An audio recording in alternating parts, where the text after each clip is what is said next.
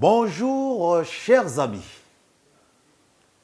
Je voudrais aujourd'hui vous saluer et naturellement vous entretenir sur une question grammaticale qui est tantôt difficile, tantôt la bête noire, voire motif d'absentéisme des apprenants, car ils ont le sentiment qu'on leur impose un savoir inaccessible.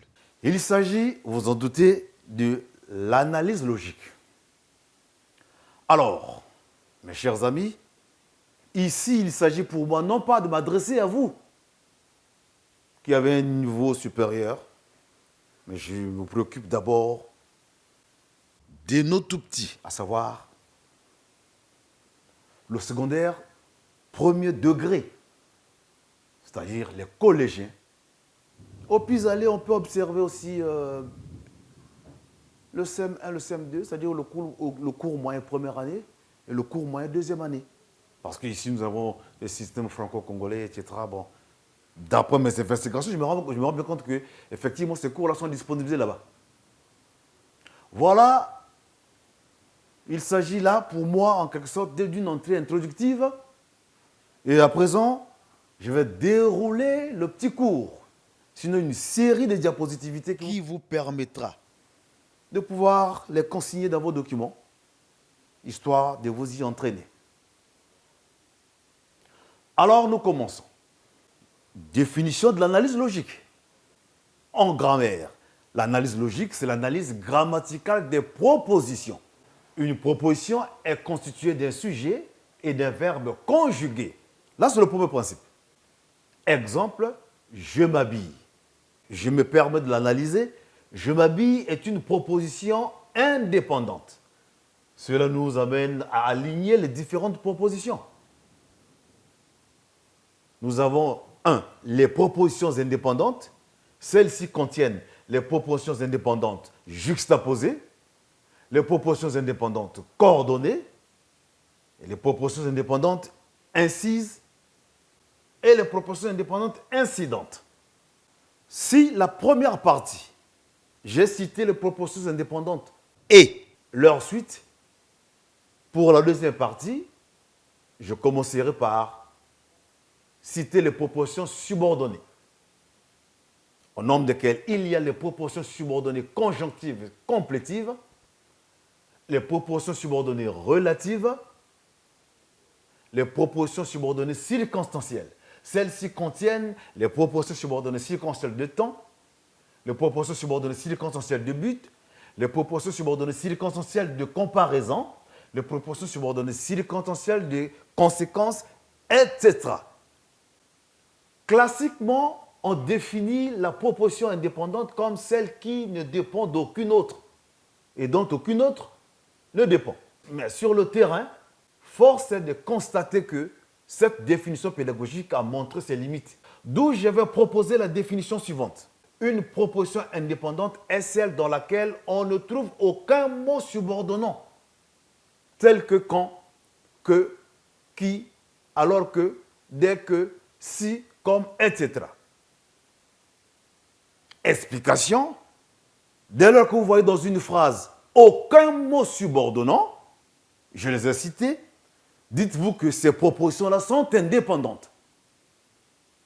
L'indépendance n'est pas dans la relation informative. Non, c'est plutôt parce qu'il n'y a pas de subordination. Il faut prêter attention à ce que je dis. Il n'y a pas de subordination dans ces phrases-là, d'où on les appelle indépendantes. Je vais donc exemplifier. Le premier exemple est le suivant. Pour les propositions indépendantes juxtaposées, j'ai 10 ans, je vis à Brazzaville, je fête mon anniversaire maintenant. Analysons-les. Ici, je dois d'abord souligner le nombre de verbes conjugués, car dans une phrase, le nombre de verbes conjugués est égal au nombre de propositions. Ainsi, j'ai 3 propositions dans cette phrase.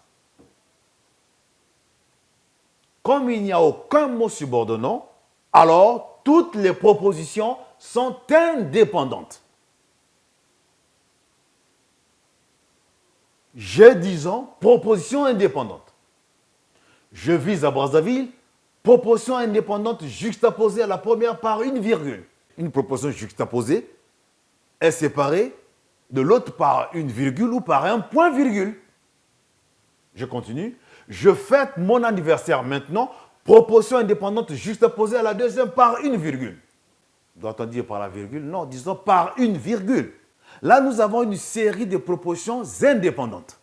Est-ce que vous avez vu dans la première phrase, je disant, je vis à Brazzaville, je fête mon anniversaire maintenant, avez-vous vu un mot subordonnant tel que quand, que, quoi, alors que, dès que, il n'y en a pas. Dès que dans une phrase, il n'y a pas ces mots-là, dites-vous que toutes les propositions-là sont indépendantes. À côté des propositions indépendantes, nous avons des propositions indépendantes coordonnées. Alors, qu'est-ce que ce mot veut dire?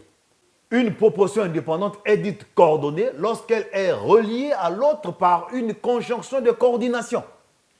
Voici les différentes conjonctions de coordination. Il y a mais, ou, donc, car, ni, or. Il y a une petite astuce pour dire mais où est donc carnivore? Ça, c'est une petite astuce pour les retenir facilement. Mais où est donc carnivore? Ça, c'est juste une astuce. Maintenant, j'exemplifie. Maman travaille et elle chante. La première des choses est de souligner les verbes conjugués. Je souligne le verbe travail, c'est le verbe travail du premier groupe, et je souligne aussi le verbe chanter. Ici, donc, chante, c'est aussi un verbe du premier groupe. On n'analyse pas les verbes pour l'heure, ça viendra.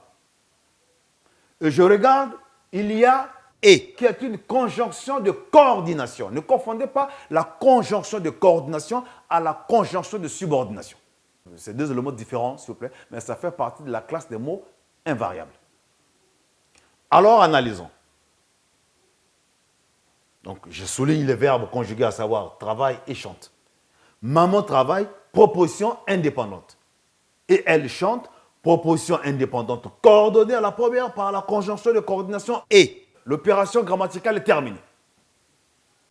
Si je vous ai parlé de propositions incises et incidentes, je n'ai pas voulu, par rapport à votre niveau, mais je vais quand même les dérouler oralement. Une proposition indépendante incise est une proposition qui est insérée dans une phrase qui rapporte les propos de quelqu'un d'autre.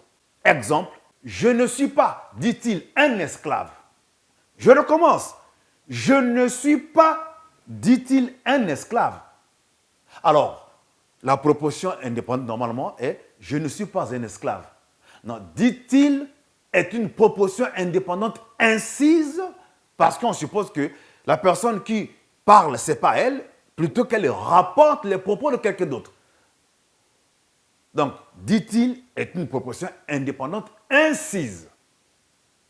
Je n'ai pas voulu encore exemplifier parce que j'estime qu'il faut que je puisse d'abord gagner l'intérêt pédagogique des premiers éléments et progressivement pour avoir ceux qui sont plus ou moins complexes.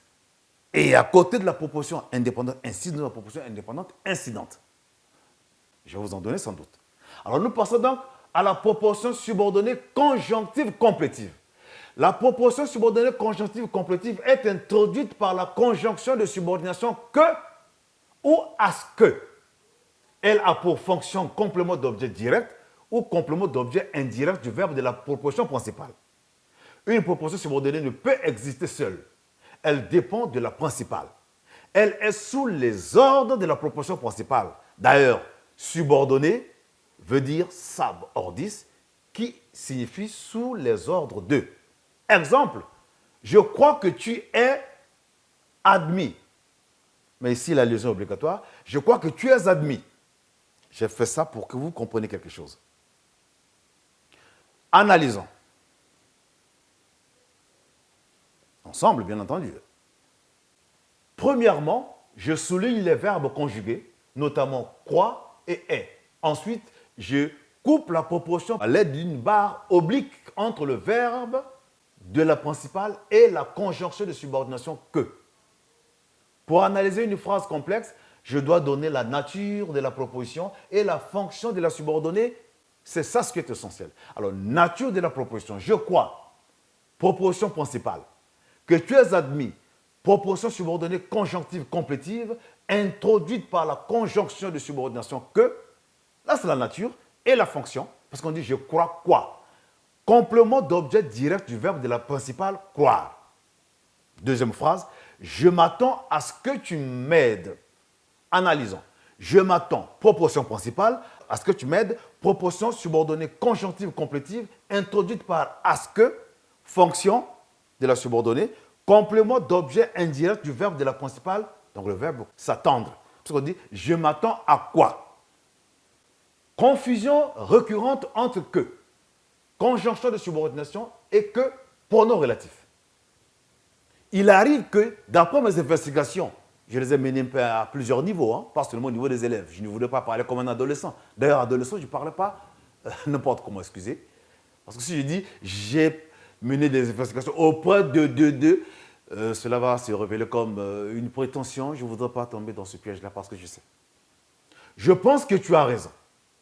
Deuxième phrase, je vis dans la maison que papa a construite.